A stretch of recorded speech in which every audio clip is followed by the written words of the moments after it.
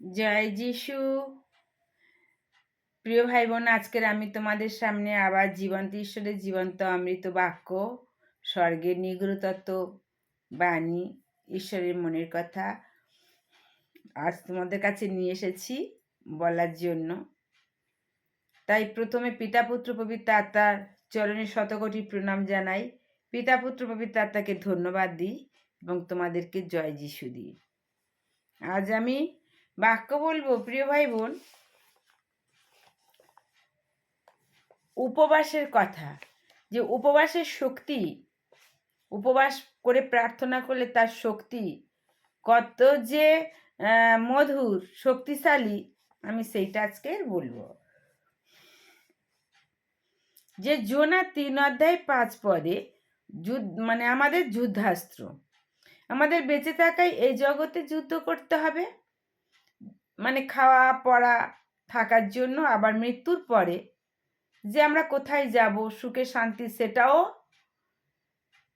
আমাদের যুদ্ধ করতে হবে, যাতে সেই আত্মার যুদ্ধ করলে যে আত্মা যেখানে থাকবে সেই জায়গাটা পবিত্র।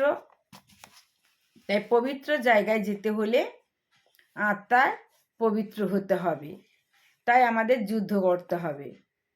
তাহলে কেন যুদ্ধ করব না? স্বর্গে যাওয়ায় বাধা শয়তান। তাই আমরা শয়তানকে পরাস্ত করব এবং স্বর্গে যাতে না বাধা দিতে পারে, সেই জন্য আমরা শয়তানকে পরাস্ত করে আমরা স্বর্গে যাব।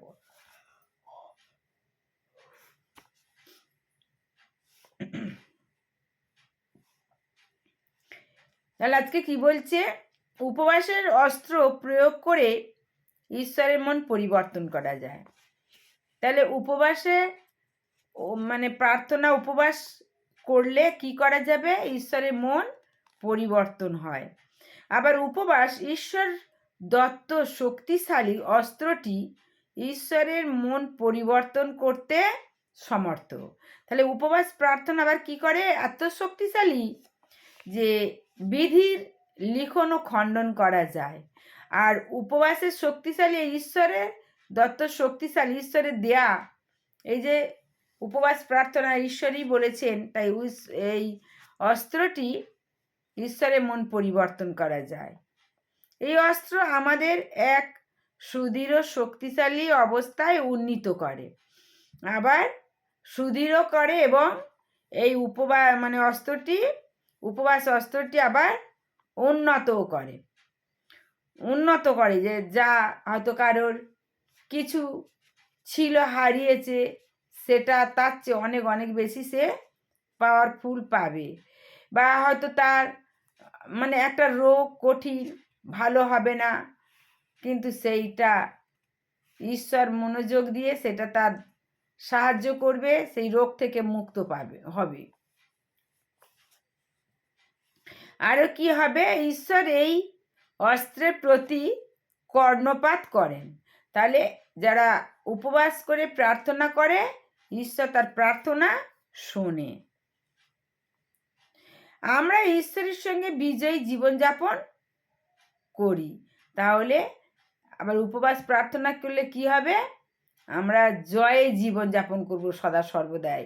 যেমন ঈশ্বর প্রভু যিশু কোনোদিন হারেনি, জয় করেছিলেন, তেমন আমরাও কোনোদিন হারব না। প্রভু যিশু স্বর্গমর্ত পাতাল সব কিছুকে জয় করেছিলেন, তা আমাদেরও সেই শক্তি ক্ষমতা দিয়েছে।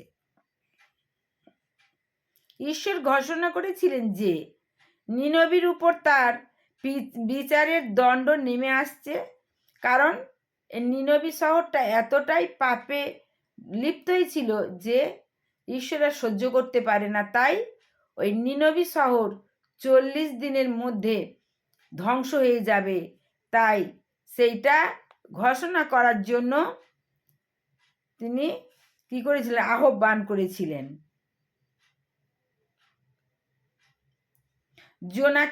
জোনার দ্বারাই আহ্বান করেছিলেন। তাই তারা কি করলো? সেই নগরের রাজা সে কোনো অস্ত্র না ব্যবহার করে, জগতের কোনো অস্ত্র না ব্যবহার করে তারা কি করলো? ঈশ্বরের আরাধনা করতে লাগলো উপবাস করে। সেখানকারের সবাই উপবাস করে ঈশ্বর যখন আরাধনা করলো, সেই নিনবী শহর আর ধ্বংস হলো না।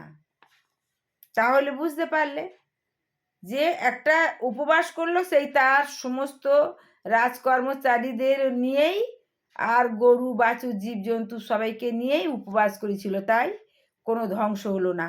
তাই আমরাও যদি উপবাস করে প্রার্থনা করি, তাহলে আমাদের সংসার, আপনজন, পরিজন, আমরা নিজেরা প্রত্যেকেই উদ্ধার পাবো।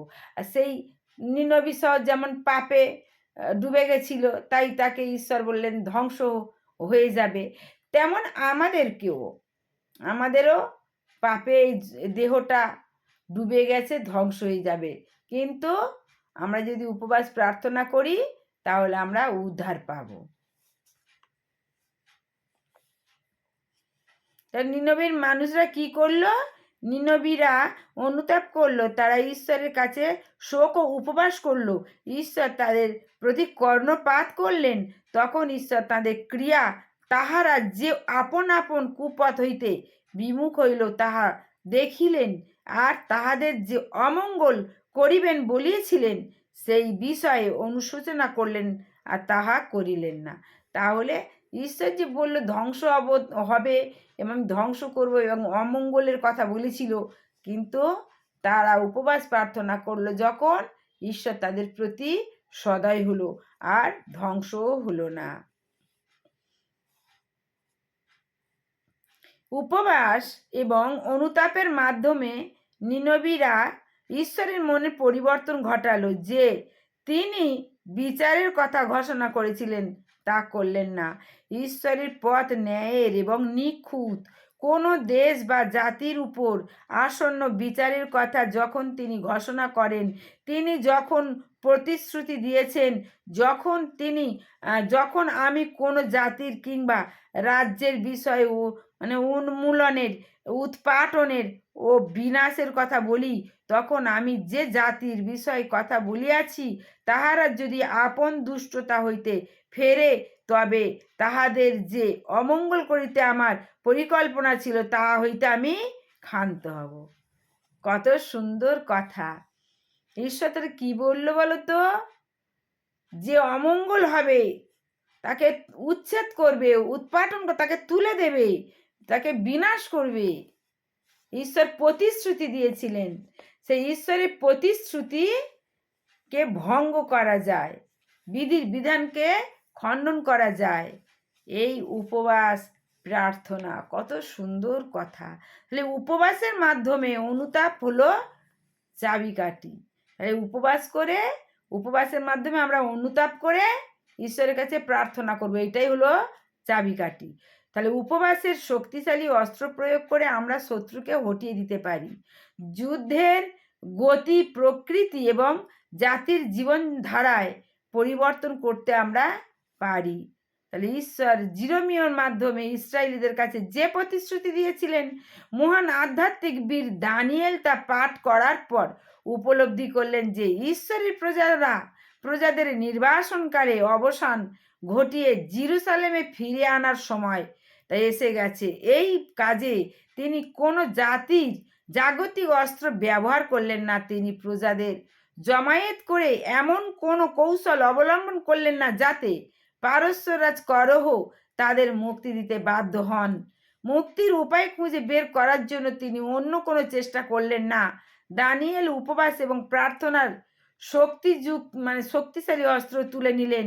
তিনি ঈশ্বরের অন্বেষণের রত হলেন, আর তিনি চট পরিধান করলেন, ভস্য লেপন করলেন, তিনি বিনতি করলেন, তিনি লোকদের সঙ্গে এক হয়ে গেলেন, তাদের পাপ স্বীকার করলেন। আমরা পাপ ও অপরাধ করিয়াছি, দুষ্টামি করিয়াছি ও বিদ্রোহী হইয়াছি, তোমার বিধি ও শাসন পথ ত্যাগ করিয়াছি।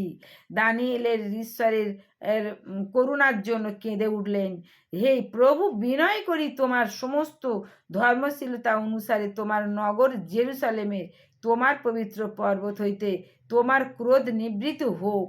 মার্জনা লাভের জন্য তিনি ঈশ্বরের কাছে মিনতি করলেন, হে প্রভু শোনো, হে প্রভু ক্ষমা করো, হে প্রভু মনোযোগ করো ও কর্ম করো, বিলম্ব করিও না। হে আমার ঈশ্বর, তোমার নিজের অনুতাপের কার্য করো, কেননা তোমার নগরের ও তোমার প্রজাগণের উপর আমার নাম কীর্তন হয়ে আছে। দানিয়েলের উপবাস ও প্রার্থনার ঈশ্বরের হাতকে নাড়িয়ে দিয়েছিল। ঈশ্বর তার প্রার্থনা এবং উপবাসকে সম্মানিত করলেন। বিধর্মী রাজা করহের সঙ্গে তিনি কথা বললেন, জেরুসালেমে তার মন্দির নির্মাণ করতে বললেন।